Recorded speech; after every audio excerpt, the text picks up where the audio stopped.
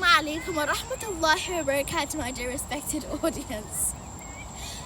So there are loads of books that we can read, as books gives us knowledge.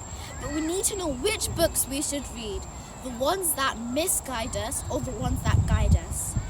Obviously we should choose the ones that guide us, which is the ones about our Deen Islam. I have this one special book here, but I will also be reading to you lots of other books. This book my father gifted to me and my sisters. Subhanallah, this book is very important because we should love and respect our parents. And subhanallah, my father used to read this to me and my sisters before we'd go to bed instead of a bedtime story. He would read it to us even before we started reading, and now it's passed on to my little sister. I will read you a little extract from the book.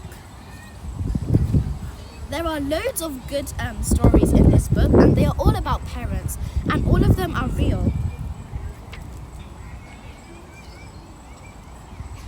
One of my favorite ones is this one, The Right Choice. I will read it to you right now. The Right Choice. The young woman was sleeping in her bedroom with her 2 young daughters and baby son when the fire broke out on the bottom floor of her apartment block. Her mother was sleeping in a bed next to hers. Her husband was not at home. There was a blaring sound of sirens outside. Government and private firefighters had arrived at the scene, and it was announced that all residents should evacuate the building. The hue and cry raised by the people alarmed the woman, who looked out of the window to see what was going on. She was very upset when she saw that the stores in the lower section had caught fire and people were crying out for help. She could hear shouts of, "Evacuate the building! Hurry up! Make your escape! Come downstairs!" She didn't know what to do. She hurried to wake up her 2 daughters, who ran upstairs. The flames had already reached her flat. She now realized she was facing a huge dilemma. Who to carry out first? Her old disabled mother or her infant son? She immediately knew that she could not carry out both at the same time.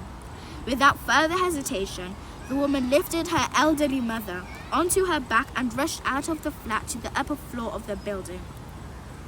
As soon as she had done so, the fire swept through the flat. Her little baby son was crying out loudly. His voice was audible outside, but nobody dared to go inside the burning flat. The woman was sick with fear for her little child. It was now dark, and everyone around her were praying to Allah Almighty, seeking His protection and mercy. In the meanwhile, however, firefighters had successfully brought the fire under control. A great cheer went up from the crowd when the rescuers brought the baby out of the smoldering building. The infant was not injured at all. Everyone rejoiced in the streets. When the young woman heard the shouts of joy and saw that her baby was safe, she let out, thanking Allah Almighty for His help.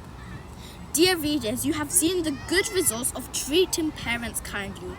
How Allah Almighty saved the child of a woman who preferred to save her mother. I really recommend this book for the youngsters, either younger than me, the same age as me, or just a little bit older than me.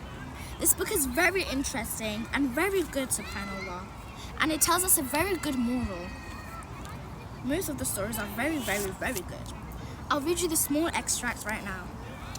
This is the story of a relative of mine in Saudi Arabia who sacrificed his job and career to take care of his ailing father.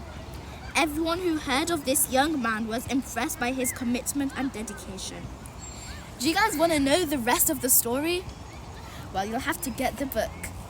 The book is very good and I definitely recommend it. Now, what this story is saying is that we should always prefer our mothers and fathers, no matter what, especially our mothers. As the Rasulullah ﷺ said, your mother, your mother, your mother 3 times, and then he said your father. Ma'as salam, and please like, share and subscribe.